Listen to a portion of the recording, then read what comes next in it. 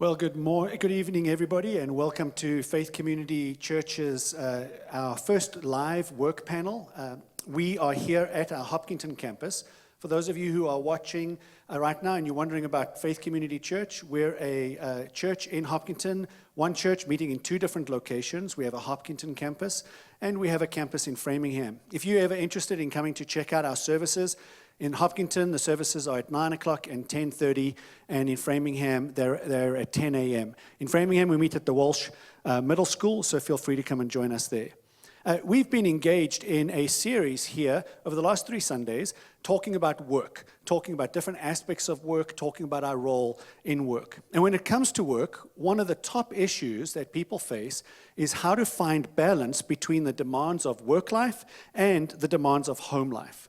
Working moms suffer from this thing called mom guilt, feeling guilty that they aren't giving enough to their work life, but also aren't giving enough to their home life.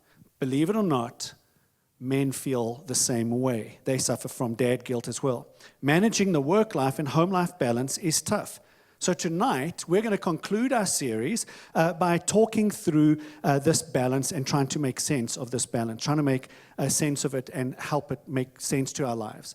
And what we've done over the 3 Sundays is look at this concept called choose work. On the first week, we looked at choosing what work means. In the second week, we spoke about choosing what we as the worker are. And in the third week, we looked at choosing how we treat people at work. And tonight, we're going to look at choosing this balance between home life and work life.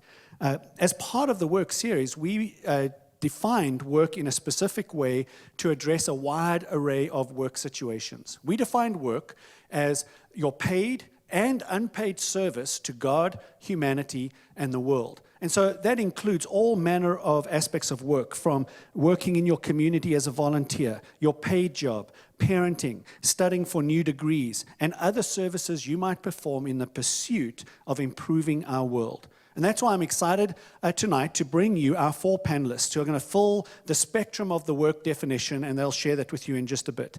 They're going to share about their lives, they're going to share about their insights, they're going to be vulnerable, and will probably also share about where they struggle in this area as well.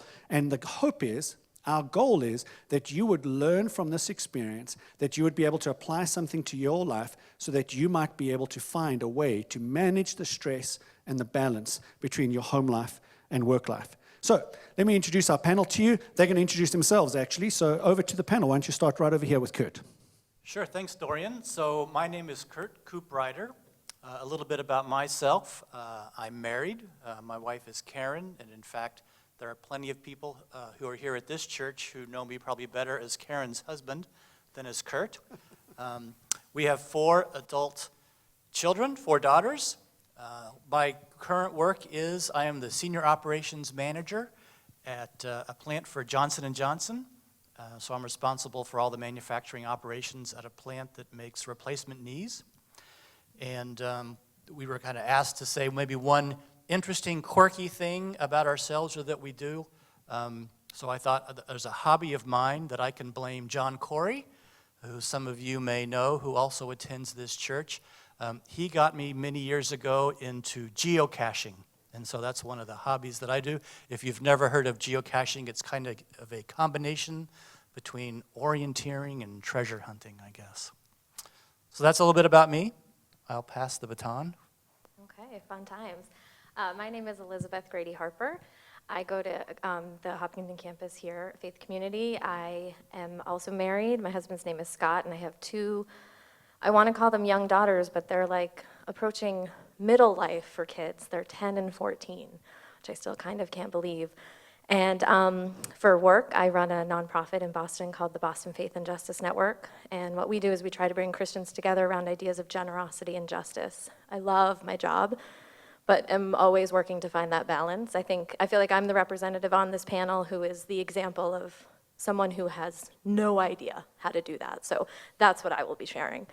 And a thing about myself, I don't know, I have a lot of quirky things, but I guess the one I'll choose is the one that's also helping me not be awesome at the balance thing right now is I just started school again this fall, just to add another little spoke in the wheel of finding balance. So I'm going to the BU School of Theology to get my master's. My name is Michael Baratta, and I just want to make sure I turned it on, otherwise I'd get yelled at by the tech people. My name is Michael Baratta. My wife and I have been attending Faith Community Church since 2007, so whatever that makes it, we're up to now, 12 years. Her name is Melissa, and you might know her. She writes and directs a lot of the videos that people see at both the Framingham and the Hopkinton campuses on Sundays. We have two daughters. One is 17 and a senior at Hopkinton High School, and the other is now well into her career at Boston College. This year, spending her fall of her junior year abroad in Italy. So I'm continually jealous whenever I see her Snapchats when I'm at work, and she is balancing this out by being on the Amalfi Coast or someplace like that. I am a Deputy General Counsel at Bose Corporation, Bose the headphone company. I've worked there for 13 years, something like that now, in their legal department in-house. And a quirky thing, I don't really know. A quirky thing. In addition to preaching here and playing music here, I do some community theater at a place where my daughter spends a lot of her time, Franklin Performing Arts Center.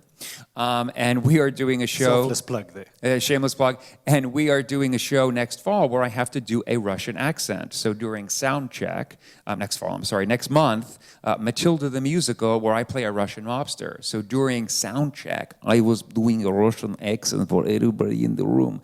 And then I stopped when no one thought it was funny. So I'll just do that now. Thanks. That's a true story. Yes, it is a true story. My name is Rachel Jackson. I have been attending Faith Community Church in the Hopkinton campus for about 13 years. We started coming when my youngest was born, actually. So I'm married. I live in Southborough. I have two kids. One just started high school, so I've got a 14-year-old, almost 15, and a 13-year-old, so we're talking high school and middle school. I am an accountant. I got my master's degree in taxation and then my CPA license. I worked for two of the big international accounting firms for years, and then decided to stay home with my kids. My husband and I decided that we both wanted that for our family. So that's my story. My quirky thing is I don't really have a quirky thing. What I shared with the panel during the sound check is I had my first tennis match of the season today, and my entire team won. So that was our big, yes, it doesn't happen often, so we were excited. Thank you. Rachel's quirky thing is she's my sister-in-law. That's her quirky thing. So. That's the quirky thing I don't typically share, but well, okay. Now everybody knows it, so it's there forever. For those who don't know who I am, my name is Dorian. I'm the campus pastor for the Framingham campus. I also have two kids, 10 and 14 boys, married to Ingrid, my wife, for 20 years. But I'm not going to be sharing much from my perspective. It's the panel who's going to be sharing. So let's dive straight in. On our first question we're going to be looking at is, when it comes to life, when life is going well and easy, well, it's pretty easy to manage work and home expectations. Everything seems to roll along nice and smoothly, but we all know that pretty much happens between the moment you wake up and about 5 minutes later. And then life seems to go off the tracks. Life never plays fair. There's schedules, there's homework, there are deadlines, and then, of course, there's the soccer coach that schedules their practice right in the middle of your deadlines and hopes and dreams and all of that, and when dinner needs to be on the table. So it's hard to get all of those things right. And when that happens, there are two extremes in the equation. There are people who choose work over home, and then those who choose home over work. Now, those are extremes on a spectrum, and really it's a sliding scale. So I was just wondering from our panel, where do you fall on that spectrum? Are you more a choose work over home or a choose home over work? Why don't we start, how about you, Elizabeth? Sure. I'm definitely a choose work over home person.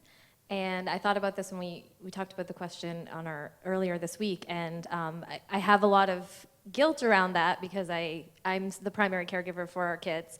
And I definitely feel like that mom guilt around that.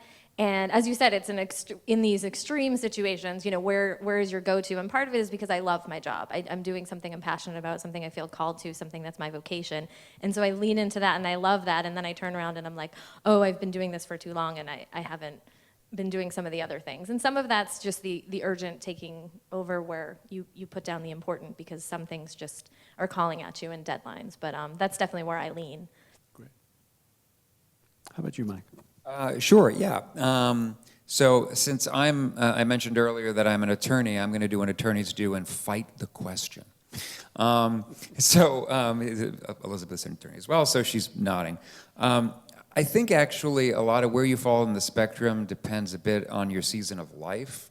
There are times in your life where you just have to throw yourself into your family because there's moments of joy or there's moments of tragedy or stress. And then there are times when you hit crunch times at work and then that really, you feel the gravitational pull of that. So I think everyone, speaking personally, I can kind of slide depending on what's going on at home and what's going on at work.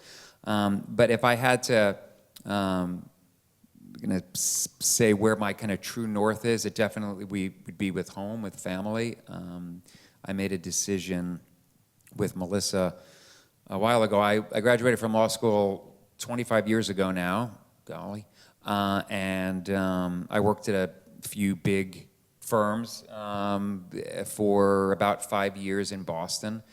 And then I made the decision to go in-house. First, I worked at the Gillette Company, and I've been at Bose since 2006. And I did that primarily because I wanted to have more control over my schedule and more control over my life. And being an in-house attorney as opposed to being someone who's working at a firm where you're at the beck and call of clients at all hours of the day, that was where I felt I needed to be in order to achieve the balance that I wanted. So I would say my true north is home. Great. How about you, Rachel? So I would second a little bit of what Mike said. There was a time in my life where work definitely always trumped home. I think as a young single, sometimes it's very easy to do that and forget that if you don't have a family, your personal life is still your home. And so I abused that, and I would work until midnight and come back to the office at 6 a.m. And one night, I worked till 2. I walked across the street from the building and checked into the hotel and woke up the next morning and walked back across the building in the same clothes and went back to work. And that didn't actually end well for me in terms of my health and my mental state and my emotional state. But I think some of us can really go overboard. And if you're in that phase of life and don't have a family that you feel like, well, I need to get home to, if you're driven by that, you can abuse it. When I got married and Paul and had our first child, Paul and I decided we really wanted for our kids to have a mom at home. I had grown up. My mom was a stay-at-home mom. I knew what it was like to come home and have soup on the stove and cookies, the smell of cookies in the air, and I wanted that for my kids. And Paul's mom was a single working mom, and she wasn't able to do that for her family, and so he really wanted that for his kids. So now it's home. That does not mean that I don't sometimes get involved in things that take me a little bit off that course. And there are not times that I sort of wish that I was back at work. And it's not because being at home I don't get enough mental stimulation. It's that I really love the tax code and I miss it. And that would be my quirky thing. Okay. Great. How about you, Kurt? I mean, for me, not to be a broken record, but the notes I put down in answering this question were very similar to what we've already heard about. I think that how you swing on the pendulum of towards home or towards work definitely does depend on your season of life. And earlier, several years back, when all of our daughters were at home, I very much swung towards the home pendulum of where my focus was. Now that all of our girls are kind of grown, we only have one who's left in graduate school, my pendulum has probably swung a bit more towards work. And that's just kind of a function of where I am in my season of life. And I think that's what it's important to kind of recognize when those seasons change, and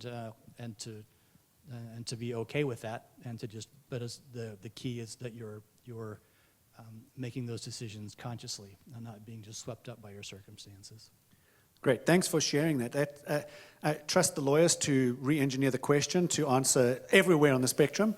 But well, we get it. And Stacey Muniz, who's moderating our Facebook page, has just let me know that someone is asking, what about those who have homework? Well, we get it, okay? Yeah, you have homework at home, and the reality of life these days is that so many people are traveling a lot, are working from home, have flexible hours, so that line between home life and work life is so blurry these days that really it can happen across the board. So knowing your tendency, as you've shared, I'm really interested in what are the principles, what values or virtues do you follow that help you overcome your tendency? So if your tendency is, I'm going to choose home normally, but you feel that pressure from work and you need to look in that direction, or I choose work and I'm letting down the home life a little and I need to come back to that. What are the values, virtues, or principles that guide you in that decision making? How about we start with Rachel? When we were talking about this on Monday, this sprung to mind. When Paul and I decided that I was going to stay home, it was in the early days, and I had little kids at home, and it was a bit nuts. And I actually spoke on a topic called refreshing a mother's soul. And in doing that, writing that talk, I came upon Psalm 61, which says, "For you have been my refuge, a strong tower against the foe. I long to dwell in your tent forever and take refuge in the shelter of your wings." And I really thought about what it meant to have a refuge and how we seek refuge. And the idea of refuge is a wonderful idea in the storms of life. And I thought, in all the craziness of having little kids at home, in all the monotony, in all the boredom sometimes, and all the lack of sleep, what is my goal here? And my goal is I want my home to be a refuge. And so that is sort of what guides me, even as the kids have grown up and even as they're in high school and middle school, and they may not even know this. But I know that when my home stops feeling like a refuge, things are out of whack. So if it's a disaster, things are out of whack. If I'm short with everybody and they don't want to be here near me, things are out of whack. And I get involved in things. I speak here at the church. I speak sometimes at retreats. And, so I will have seasons of intense sort of deadlines. And if things get out of whack for a week or two, that's okay. They can go back to normal. But I might speak a little bit later. I'll save the details for another question. But I recently dove into a season where things were out of whack for too long. And I'm now trying to extricate from that, realizing things have been out of balance, and they've been out of balance for too long. Well, that's powerful. I mean, Psalm 61, using refuge as a principle, that home is a place where you get refuge from the world. And if that's not a refuge, hey, we've got to check some things out. That's pretty powerful. Awesome. Thanks for sharing that. Mike, how about you? What kind of values or virtues guide you? Yeah, I mean, this might sound a little funny, and actually it was, I believe, mentioned in one of your sermons during this series. I mean, as a Christian, I try to lead my life understanding that we're called to love people, to love one another. And you had mentioned something, well, you should try to love the people at work. And as an employment lawyer, I have to say, please understand what's okay for loving people at work and not. But in terms of caring for people and having empathy and having kindness towards them, and understanding them as full people, and worthy of your time and intention and even emotional investment as people. One of the things when I feel most obligated and pulled towards work, it has to do with the people with whom I work. I work in a team environment, and I have clients, I have coworkers. I count many of them, most of them, to be my friends as well as my business associates. It's lucky that I work at a company where I feel that way, and that's the culture. And so when I'm drawn to work, it's that I don't want to let people down. I want to feel like I'm doing my best to support them and support the team, whether it's somebody who reports to me or whether it's my boss or whether it's a coworker. We tend to be working on a project during a period of stress or pressure together. And then, of course, there are times when the needs of home, pull you in that direction. I don't need to talk about the need to have a loving home for your children and for a marriage.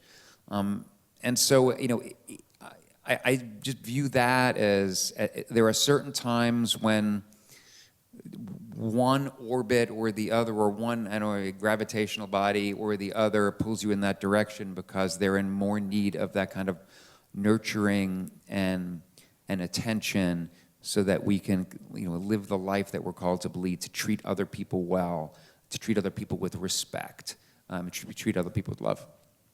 So if I understand you right, you're saying that the stress or the pressure point of family or work kind of is a guide for you, that when there's pressure, you head in that direction. Did I hear you correctly? Yeah, and that the driving force is to try to be supportive and respectful and responsive to the people that inhabit your home and inhabit work. Right. That the work pressure isn't just task-driven, it's people-driven as well. So it's a people pull as opposed to a task push. Great. So a great principle, putting the people first ahead of the task. That's powerful. How about you, Kurt? Well, I think I'm going to give the Sunday school answer to this.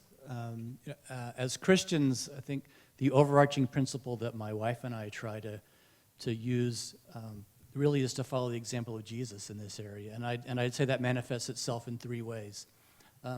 The first is that Jesus gave his priority to communing with his Father. You take a simple verse like Mark chapter 1, where it says that Jesus early in the morning went off to a solitary place to pray. And so making sure that that's an initial focus of the day, I think is important in helping to keep the balance. A second way is that although Jesus preached to the crowds, he spent his energy on the 12 disciples. And even more so, he poured even a little bit more energy into, the 3 disciples that he was the most close to. And I think the analogy for us is, I almost think of work as the crowd, but our family is that inner circle that we need to make sure that we're really investing our energy in. And then the third one would be Jesus, although he helped many people, he didn't help everyone. There were times when he had to move on to the next town, even though there were still crowds in the town where he was at. And also, he talks about not being able to serve both God and money, right? There are times where we have to make decisions and we have to prioritize. And the important thing is that we have thought about those trade-offs in advance and how we're going to be making those decisions, because we can't please everyone. And so it's important that we've thought those things, what those principles are, before we're confronted with those decisions to make those trade-offs. Those are some great principles that you applied there. I had never thought of applying the way Jesus operates the close people in his life, the crowds, to a work-life-home balance. That's pretty powerful. Thank you. I'll come to Elizabeth in just a second, but something I realized I forgot to share with you is if you have any questions that you want to ask the panel, feel free, just type it straight into the comment line on Facebook Live. Stacey will let me know those questions. You can direct them to the panel at large or to a specific member, especially if you want to dive deeper. We'd welcome your questions. You can put them up at any time, and we'll respond to them in due course. So, Elizabeth, how about you? What virtues or values, principles guide you in this tension? So it's interesting that you mentioned the working and at home piece, because I work from home a lot. I have a wonderfully flexible job, and for a while it was hard to find that balance, because when you're working at home, you're always at work. And so that was a hard piece for me, because I could always be working, even when my kids were around and my husband was around, and there was always something I could do, because I run a nonprofit, and there's always something you could do, something more you could do, especially when you love and believe in your work. And so that just became an issue for me, because again, I love it and it's always there. It's just my laptop, right? I could just do it. And so something that I started to do and started to lean into was this idea of Sabbath.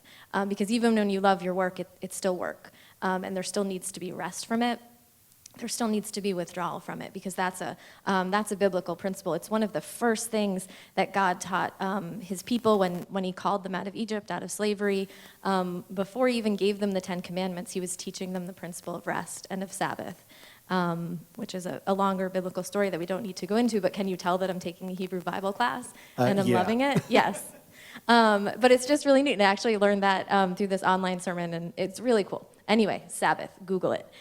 But maybe not, I don't know. There's lots of things online. But so just this idea of rest, and that Sabbath is something that we were created for, that we were created to rest. We were created to rest in a daily sense, which is something, Kurt just mentioned, Jesus pulling away. I think there needs to be a daily rhythm of rest and of pulling back, and then a weekly rhythm of rest and pulling back. The Sabbath, originally it was a Saturday in the Jewish communities. Christians celebrate Sunday as rest. I don't think it needs to be a specific day. I think all our lives are different, but I think it's important that there is a daily rest. And for me, that's become time for myself and also time for my family. And I think it's important to build in yearly Sabbath time, where it's spiritual communion and it's also relational communion. And so for me, that's become an important principle. And again, for me, here's my theme, work in progress. This isn't something where I check off the box and I've done it. And now I'm awesome at Sabbath. I'm an A+ Sabbather, because I'm not. But it's something I'm working on. It's something I acknowledge that is important, something that I'm constantly laying before the Lord. Help me to do this better, which sounds kind of ironic. Help me to be a better rester. But it's really important. And so for me, Sabbath is a way that I keep my life in balance, not just work-home life, but all aspects of my life. Sabbath is just really key. Wow. So one of the things I heard you share across the board, all of you, is that the tyranny of home life and the tyranny of work life is always going to be there. That there's always more work you can do. There's always more that your family will require from you. And that's just acknowledging that truth, that you're always going to leave something undone, that the to-do list never kind of gets done. That's helpful to know. And then here's some things I picked up just from what you're saying. Keep home as a refuge, that we're created for rest. You didn't use this phrase, but I used it. Practice the Jesus circles, the circles of relationships that he had in his life. And I loved the way Mike phrased it when he was talking about the tension that you bring, but what I heard was pay attention to the tension. Sorry, the preacher in me comes out a little, but pay attention to the tension and put people first, because people matter. Those are some great principles to govern this tension, but principles are nice in theory. So the challenge is, what practical tips can you give our audience to help them? What practical tips can you give our audience about managing the work-life balance and about managing the stress? How do you make those decisions? Because having great ideals is fine, but diving into those ideals and making it work is tough. So how do you make that work in your life? I'm going to start with Rachel. How about I started with Rachel last time. No, we come back to you. Start with Kurt. Well, let's see, a couple of things come to mind. I'll start with one, and one, it kind of summarizes some of the things that I've spoken about in the other answers, and that is the importance of being intentional about your decisions. Right, I said that we can lean sometimes towards work, depending on our season of life and circumstances. Sometimes we can lean more towards home. But what I think is important is how we lean shouldn't be dictated by our circumstances, that we should be making intentional and thoughtful decisions about how we want to be focusing. And because if we don't, when we're confronted with having to make trade-offs at work, without having decided about what our priorities are going to be, it can be very, very difficult to make a good decision. And the other thing I would say is to not make those decisions alone. So if you have a significant other, make your decisions about priorities and about trade-offs together. Leaving your partner out of that decision-making process and making assumptions about what they think is important is not a recipe for success. But so it's making those intentional decisions before you're confronted without having to make choices and make them together with your significant other. That would be one that I'd say. Excellent. How about you, Elizabeth? So I would say two things maybe, and don't hold me to that because I'm going to start talking and it might change.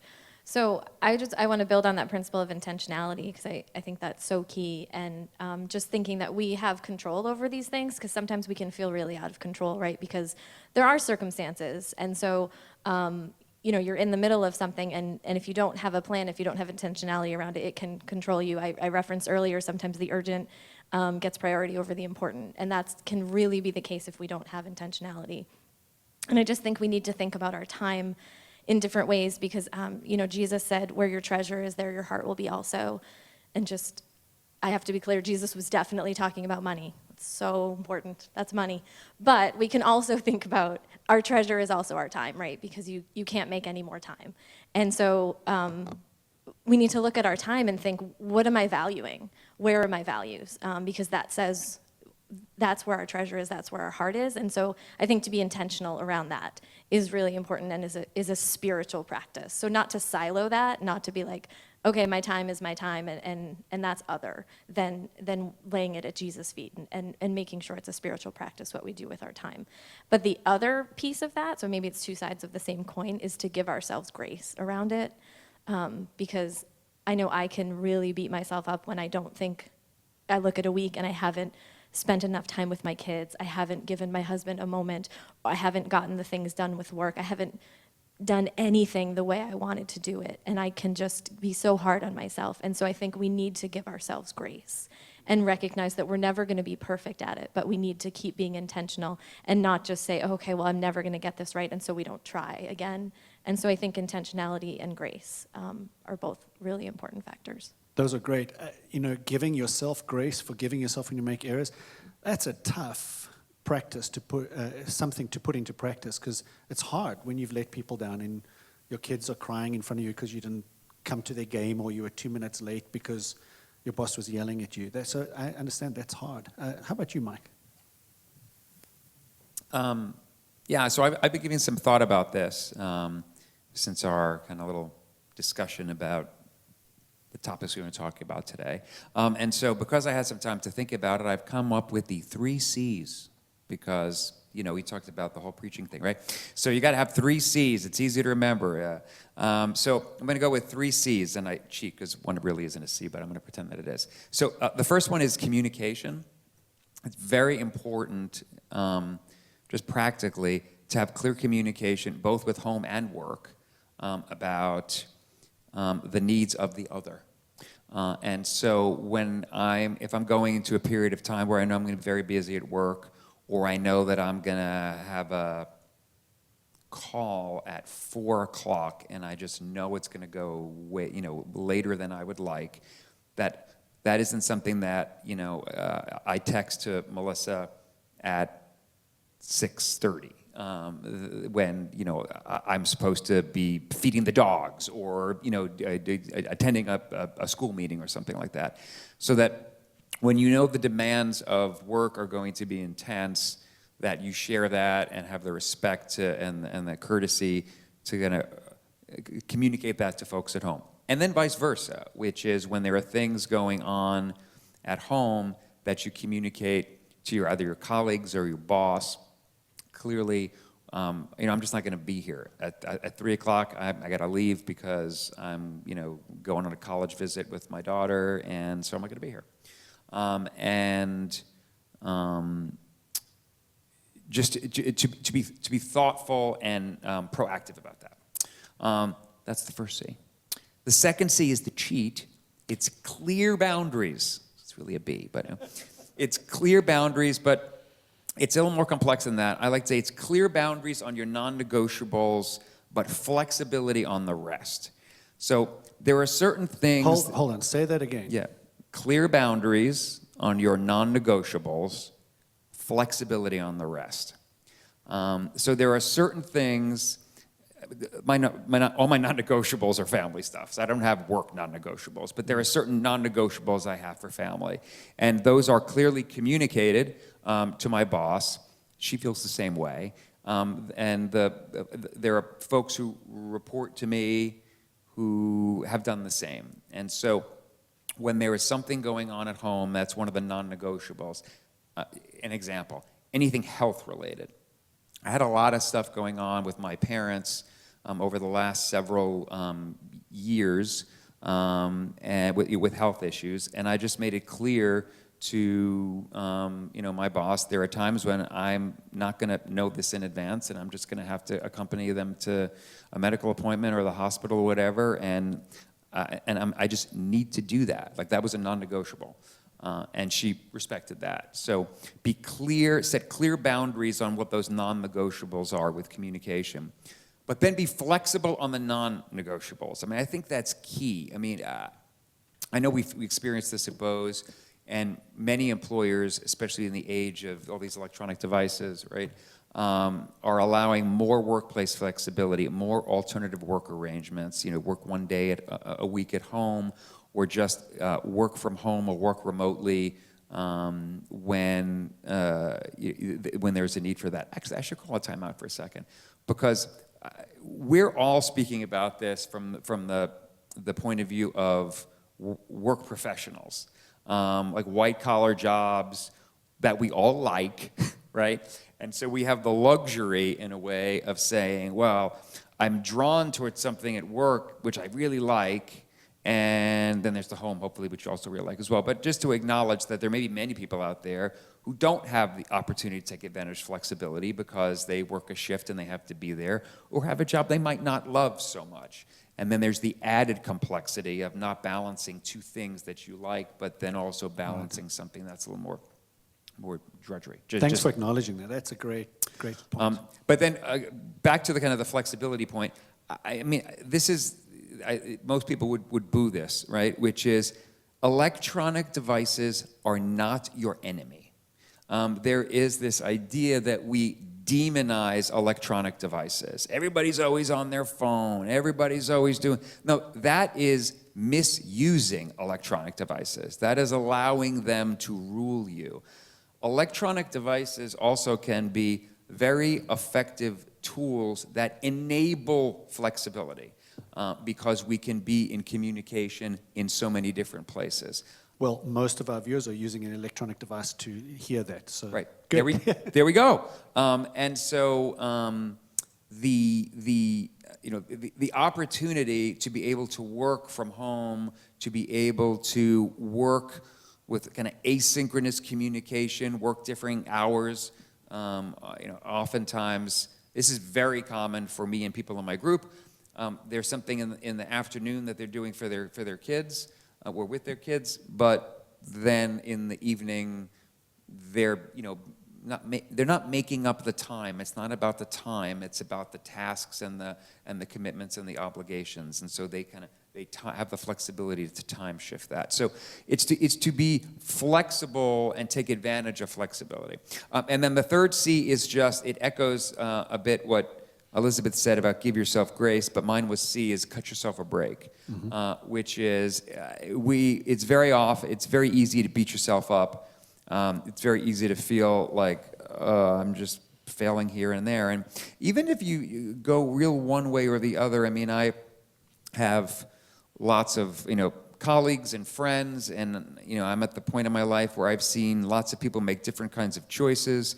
I've seen some people decide that they're just going to stay at home and forego a career or put a career on hold because they've made the choice with their, either alone or with their spouse and their family, that they want someone who's going to be there all the time.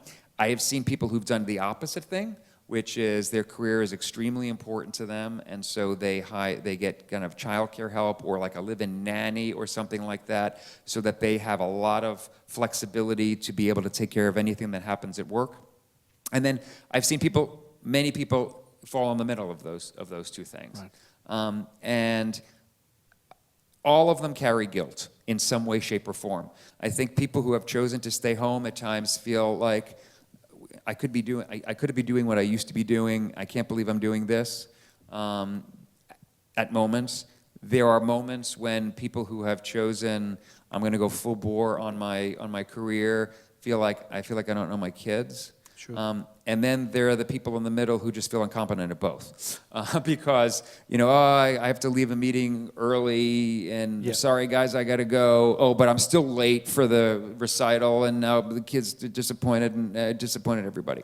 So the idea, I don't know anyone who at some point hasn't felt some kind of at least being unsettled about the decision that they've made. Understand that you will feel that way at times, and cut yourself a break, and will give yourself some grace, and don't beat yourself up about that. Well, that's good insight, that everybody feels a failure at some point.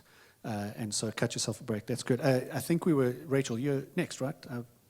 I think so. I think so. There we go. I'm going to add a fourth C, and I'm doing it on the fly. This was not planned.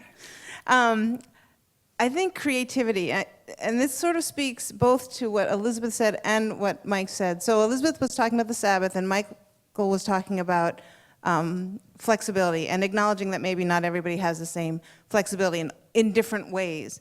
And what I have found in both time management, which I have not mastered, but I have just found, and parenting is creativity. And what that means is we can hear ideas from people that work for them. And we go, that sounds like a great idea, but that's not going to fit into my life.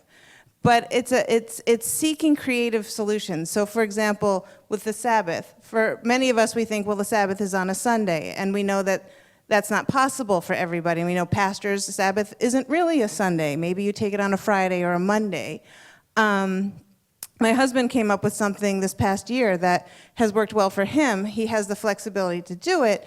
He has enough vacation where he decided, I'm always stressed out on the weekends. We're do-it-yourselfers, so he's working all week, coming home and fixing my dishwasher and putting up blinds and whatever else needs to happen, and then not really taking a Sabbath or not spending time with the kids in a cheerful way. And so he came up with the idea of, I have enough vacation that we can take vacation, but I have enough vacation that I could maybe the first Friday of every month is a home day. And I'm if things are calm at work, and this goes back to if there's a deadline, we don't do this.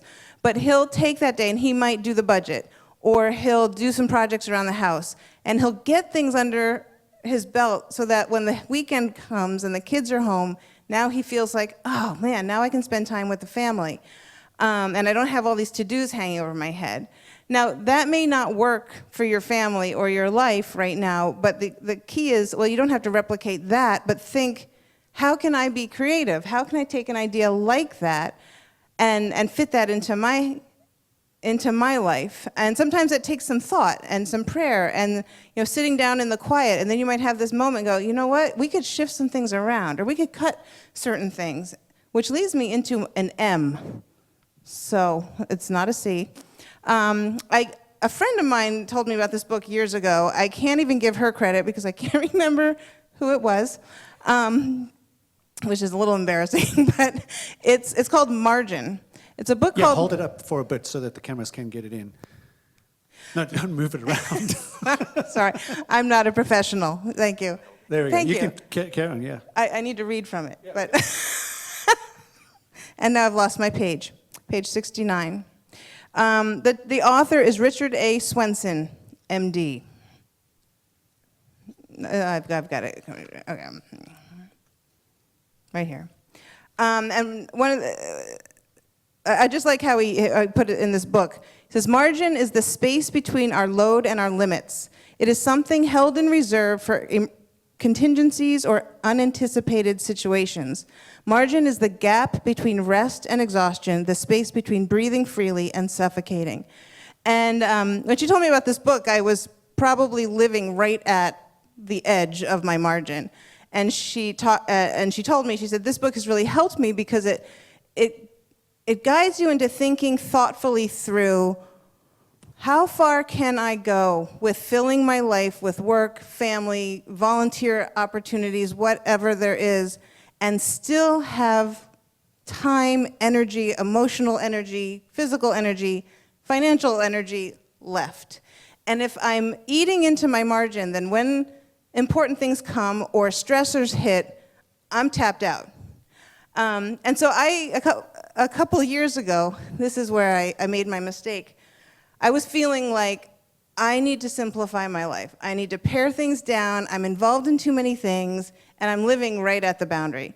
And just about the time I made that decision, and I was going through the process of thinking through what am I cutting out, a friend of mine called and said, "We need a bookkeeper. Can you help?"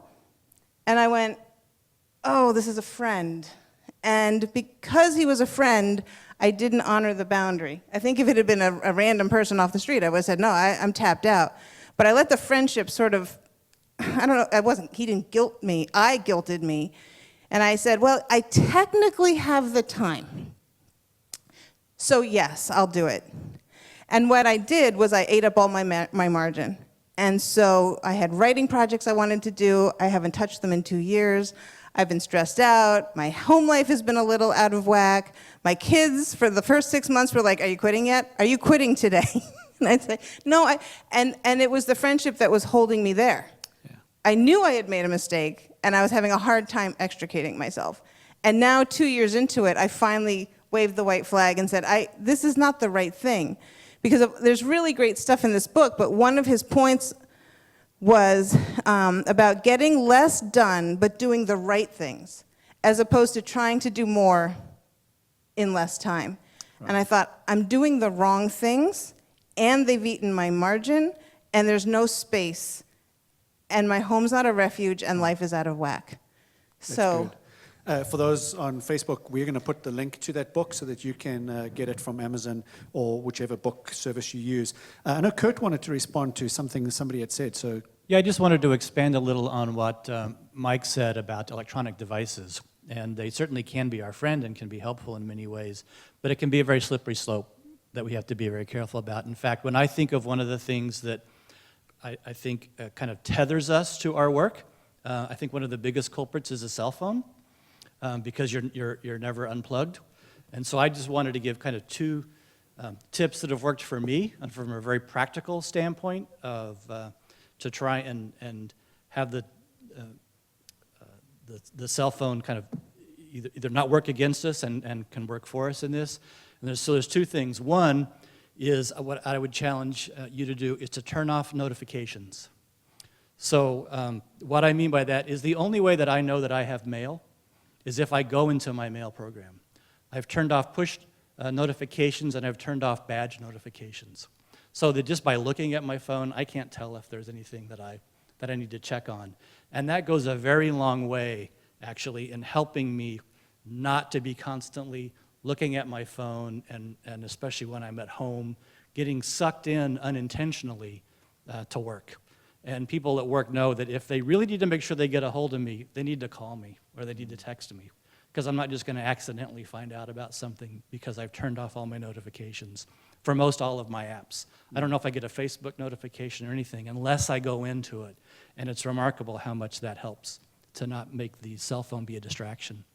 And then on the flip side, the other thing that I have tried to do is make sure that my kids have priority access. What I mean by that is I've told them that if they call me anytime, day or night, I will answer the phone. And that means if I'm in the middle of a meeting with the president of the company and I get a phone call from a kid, I'll excuse myself and go in the hall and I answer it. And the kids know that. I can't say I'm batting 1,000 on that, but I do everything I can to honor that for them.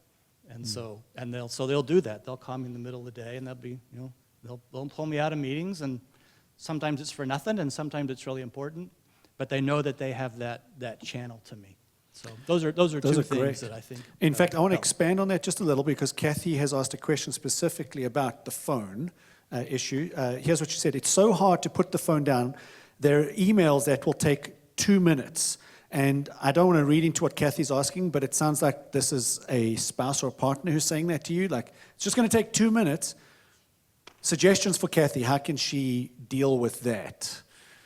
Anybody, feel free. I'll just take the 30 seconds. I mean, one of the big ways I deal with that, again, is to try and not get sucked into it. I mean, studies talk about how often people will look at their phones and how seeing that little indicator that says mail waiting makes you go into it. And if you don't look at your phone, if you don't see the indicator, you just don't go there, and you don't get sucked into that. I think that's the first way around that, is to put things in place that help prevent you from even heading in that direction. Yeah, I know a number of people, executives who try to guard their time is they schedule when they will look at email twice a day, and they let their people know to the communication point.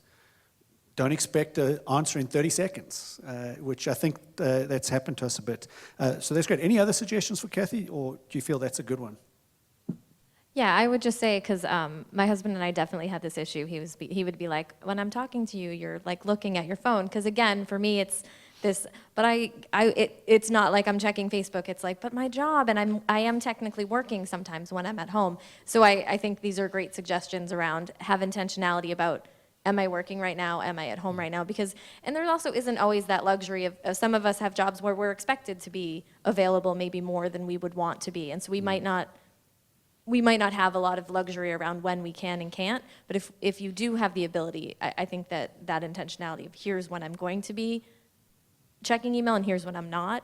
And if you don't have that option, then the communication piece I think is key. And when I'm with you, and when I'm on email, and just Great. that communication. That's good. Here's another question from Kiana, and I'm not going to ask all four of you to answer this, so whoever feels this is a passionate thing for you. What is one of the biggest misconceptions you've had about the life-work balance? The biggest misconception you've had about the life-work balance? Go for it, Mike. Yeah, I think one of it, and there's even a bit of a debate about this new kind of thinking that work-life balance actually isn't the right term anymore, and a lot of it has to do with the expectation of people being available off hours. Sometimes I just have to say, Bose is a global company. And so I am involved in calls or Skype sessions with people in India and Singapore and China and Japan and France. And it's always night somewhere. It's always someone's night. So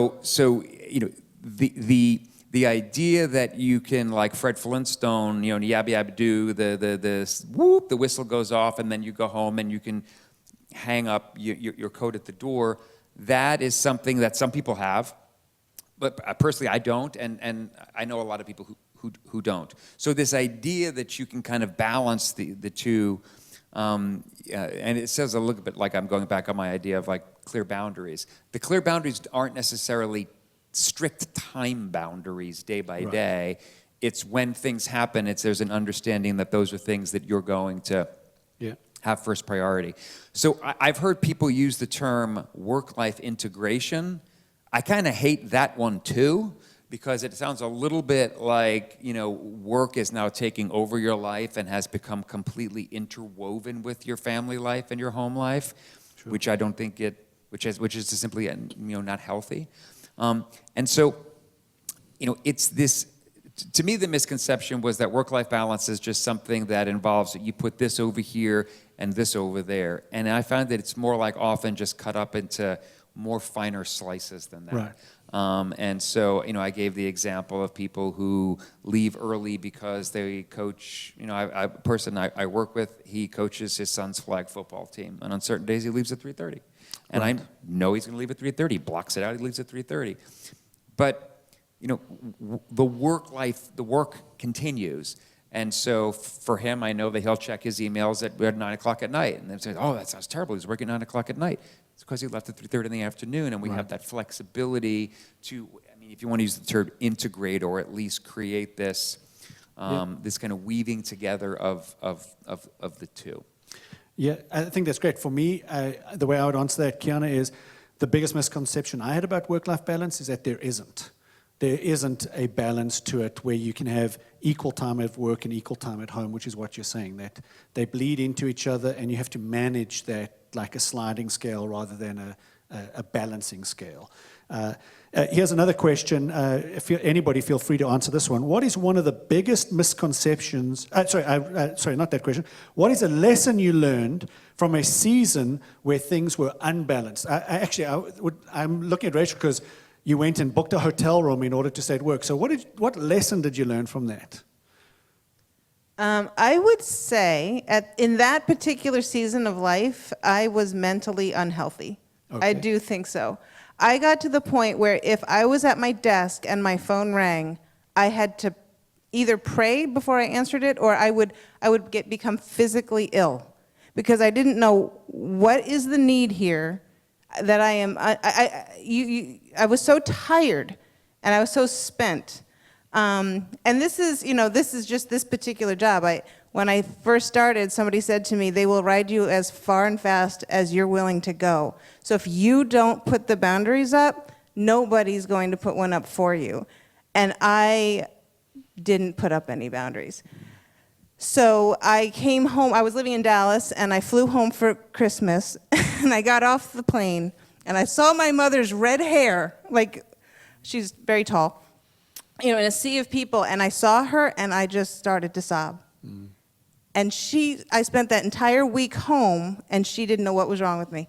I couldn't get out of bed. I just cried all the time. And it's funny because in that same season, I was looking at working moms who were putting in a solid day, being incredibly efficient with their day, might I add, leaving at 5, and I was looking down on them. The Rachel Jackson in this season of life is like their biggest cheerleader. I think also that applies to the stay-at-home moms and dads where there is no gap between work. It's 24/7. And to your point of creating margin, saying no is critical for the stay-at-home mom and dad, that they learn to take time for themselves so that they do have margin and do recuperate. Because I think there's a couple of moms and dads who wish they could go and collapse somewhere for a week. Well, and I think and also seeing now moms and dads, and the mom may be a stay-at-home mom and may have a special needs child. I now have a new Facebook friend. I met her. We're acquaintances, but she has a child with Duchenne's muscular dystrophy. She's working 24 hours a day. And to watch her posts and to watch her blog posts and to see the toll that it takes, you said at the very beginning, work takes all sorts of different forms. And I don't know how long you can run that race by yourself.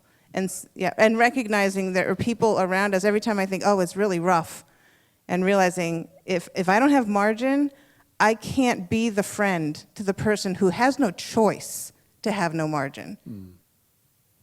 That's great. Kurt, you had a thought about this. Yeah, I mean, one lesson that I've learned in going through difficult seasons of balance between work and home life is that you may come to a point where what you need to do is change your environment. I can think of 2 times when I've made professional career changes, and one of those that involved a geographic move because we came to the conclusion that the solution was not making some different choices other than we just needed to change the environment that we were in. That's not something that you do rashly. We got good counsel from people we trusted. We bathed those decisions in prayer, but ultimately came to the decision in those instances that if God was calling us to move as the solution to our situation, that we needed to have the courage to act on it, and he honored that. So it's a difficult decision to do, but sometimes that's what you need to do if you find things so out of balance. Oh, that's great. I hope you guys are taking notes because there's some powerful things being shared here. Here's a fun question that's a bit more on the positive side from Michelle. What does dinner time look like in a home with work-life balance?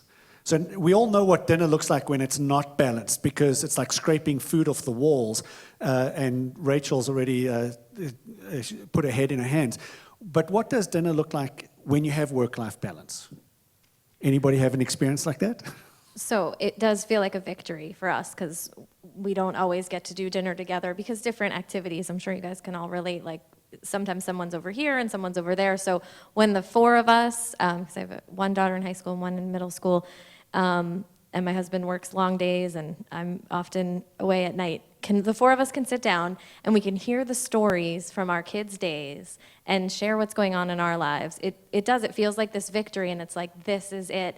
And it's just, it's such a beautiful experience. And there's so many research studies that when families sit down and eat together, this is like one of the greatest things you can do as a family. And so that's definitely a priority for our family. And we try to do that at least once a week, which maybe that sounds like such a small goal, but that's our goal, just transparency, vulnerability here. And we do generally hit it. But yeah, it's a beautiful experience. I mean, kids are awesome, and hearing about their days is just such a delight. I mean, we can do it on an individual, one-on-one, at different points in the day, but to be able to do it as a unit it's just a great thing. So you see it as a victory. That what does dinner look like? A victory lap. Yeah. Oh, good. How about others? Anybody else? Sounds good. Maybe we don't have a lot of dinner victories going on right now, but I know for us, it is a challenge. It's a challenge to get it right and to sit down together. But something that we've done in our life that has worked in the past, we don't always do it, but just making sure that we schedule what we're going to eat, because sometimes that's the hardest decision to make. What is the meal going to be? And 5 o'clock rolls around and you realize, oh, I didn't take out the meat to defrost and now it's chaos. So just deciding ahead of time what dinner's going to be helps a lot to get balance back in. So that's pretty awesome. We've got time for one last question. This one, this is a long question with 2 parts, and it's a strategy question. So it comes from a person called Paul. Here's the question. Any comments on the following 2 strategies? 1, clear separation between time at work versus time at home. So that's strategy 1. Should we do that? Time at work and time at home and getting clear separation. Or 2, a blended homework time. For example, checking personal email at work and checking work email at home. Any strategies, and I think they might be talking more about strategic plans in terms of high-level strategies. So 2 different ideas, complete separation between work and home or blending them. How would you answer that? You both grabbed your microphones. I don't know who wants to go first. Go for Rachel. I don't know if I'm answering the question from my Paul or is this a I different don't Paul? know. I don't know. Okay. It just says Paul. This says Paul. Okay, because I could be answering his own question with what he does, which would be odd. But so one thing that my Paul will do is, just in case I'm answering his question. Sorry. We don't know if I it's just found Paul that or funny. not. So. I'm sorry, I just found that funny. Is he answers his email, but not like it's not a stream throughout the day as if he had notifications coming on and he had work emails coming in all evening. He'll have a very set time in the evening that he will go address all of the work stuff if there's work stuff that he wants to do or related to his volunteer work. He might say, okay, it's time for me to answer some email, and it's usually as the boys are winding down and going to bed. It's usually not in the middle of the evening. And some of that has been feedback from the kids, because sometimes he would come home and he'd be like, well, you're still cooking, so I'll just sit down and finish off email. And the boys would say, well, you're home, but you're not engaged. And so being mindful of when you do it and taking feedback from your family on whether that actually, you may think it works for you, but is it actually working for them? That's great. Good. I think that the more you can keep them separate, the better. I would say it really is that black and white if you can. And I would say that, but we don't all have that luxury to be able to do that. What I would just caution is don't blur those lines just because you can, right? We can check our emails, our work emails at home. But just because you can, don't let that be the reason that you do, because it sucks you in. So that gets back to the intentionality. If you're going to let the lines blur, do it because you make a conscious decision for the lines to blur and that there's a real need for the lines to blur. Don't allow the lines to blur just because you can and you drift into it. That's great. What I'm hearing from both of you, well, actually from all of the panel people, is you are the master of your own time, so be the master of your own time. Own it. Make those decisions accordingly. Sometimes you're going to have to let them go. And that's good advice. It's good places to sit. Wayne Cordero, who spoke about burning out, and he wrote a book called Dead Leader Running, he's a lead pastor of a church. He's overseeing a Christian university and a preschool. And he just got to a point where he completely fried himself, just blurring the lines completely, checking emails all over the place. learned a couple of principles that you've actually shared, and he shares them in his book when he spoke about them. And one of the things for him was a non-negotiable was vacation. He scheduled his vacations first, not work commitments first. He scheduled family commitments first, and those were non-negotiable. Everything else moved around that. And so when somebody would say, hey, can I meet you on X date? He didn't explain that he had a vacation, because then people feel they can negotiate with you. He just said, no, I've got another commitment. I often do that. I'll tell people, I have a meeting already. The meeting's with my wife, but they don't need to know that because it's my time, it's my schedule. So being pretty clear about that. And one of the things he shared, which is an illustration, I might use Kurt, if you could hold the microphone, because I need both hands for this. If you could just hold it so I can talk into the microphone. He shared this illustration of balance, right? That we try to do the work-life balance as though we can get everything perfectly in place, that work is on this side and home life is on that side, and if we can just get it perfectly balanced, then we've achieved success. But the problem is, then we need to tell people to not move. So kids don't get sick, please don't add another deadline. And while we've been speaking, I've become aware of the fact that we're kind of talking about our lives as though we have one job and one family life. For many people, they have 2 or 3 jobs, or are volunteering and studying in school, and so it's multiple things. And what he began to teach is to move, like you said, to the pressure. So if there's pressure in home life and now suddenly your life is unbalanced, what he suggested is you move towards the pressure and you center yourself here, because this is also balanced. And so he spoke about paying attention to the pressure points, thanks Kurt, in your life and moving towards those. And I think you've shared some valuable principles, some great tactics and ways to do that moving in those directions and making those decisions are helpful. I think this live event will be up for a while if you want to watch it. You can always email people at the church office at faithma.org. Or you can email me directly, Dorian at faithma.org, for more information about this and diving into anything more. If you've missed something that was shared, or if you want one of those resources, we'll be able to give it to you. So I just want to thank our panel. We're kind of out of time, and we might be getting a few more questions, but we'll deal with those offline. But I want to thank you for sharing vulnerably about your lives, for sharing some great insights, for sharing some things I didn't even know about my sister-in-law. That's pretty cool. And I want to thank our tech team who have been putting this all together, and for Stacy, who's been typing furiously and sending me all those questions. Thank you so much for being here. Before we close, I just want to give you one little commercial that we've been talking about work-life skills and skills in the workplace. But in a couple of weeks, on October 13th, our Framingham campus and our Hopkinton campus together, we're going to be looking at a series called Faces, looking at relational skills. We're actually specifically going to look at 5 relationship skills that will help improve and develop your relationships in a powerful way. And we're starting off with one that is currently a hotly debated skill in social media. It's about forgiveness. And if you've seen anything that's going around about some of the trials that have been going on and the forgiveness that was offered and the debate that has sparked, we're going to be talking about how do we fully forgive someone in our life. That's going to kick off our series on Faces. So if you want to join us, 9 a.m., 10:30 a.m. in Hopkinton, or 10 a.m. in Framingham, October 13th is when we begin that series. But for those of you watching, thank you so much for being a part of this Work Live panel. It's wonderful to be with you. Have a great week, and may your work improve because of what we've taught you here, and may your home life improve and flourish as well. God bless you all. See you soon.